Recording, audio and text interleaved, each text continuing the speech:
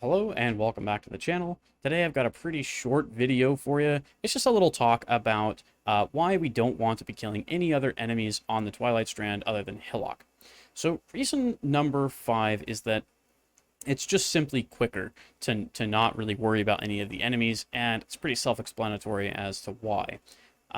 And so I won't really have to go into that too much.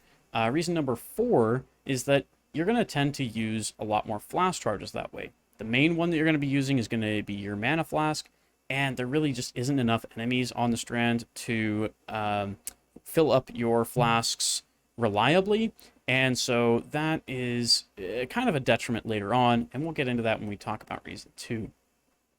Reason 3 is that there just really isn't a whole lot of loot, and this kind of goes back to reason 1 with wasting time. So if your reason for trying to kill the enemies is the loot, then, there just really isn't a whole lot of loot there to be found. And reason number 1, the biggest reason we don't want to kill any other enemies is that, well, again, wasting time. It doesn't provide you with any extra experience points.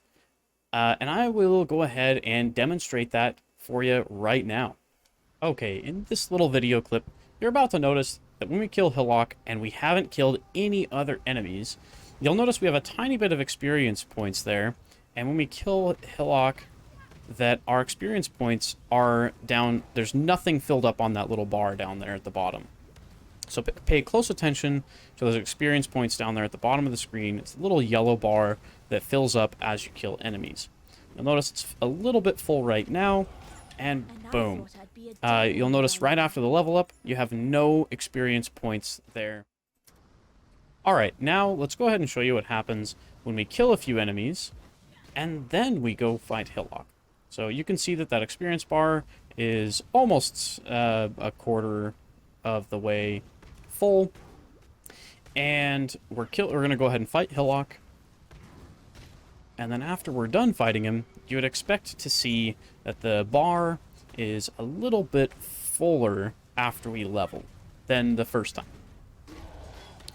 Boom. Okay, so we killed Hillock, and where is the extra experience points here? All right, everyone. That was 5 reasons why you should only be focusing on Hillock when you go into the game in the Twilight Strand. I apologize that this video was a little bit shorter in length. We'll get back to some of those longer videos right after this. But let's go ahead and summarize what we talked about here. So the reasons you don't want to be killing any other enemies is because it's slow and inefficient. It's inefficient because you don't get any loot or experience points for your time.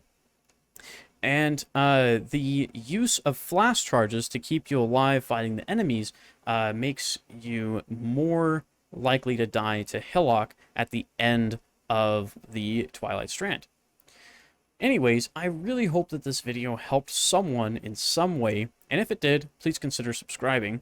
But with that, stay safe out there, and we will see you on the next video.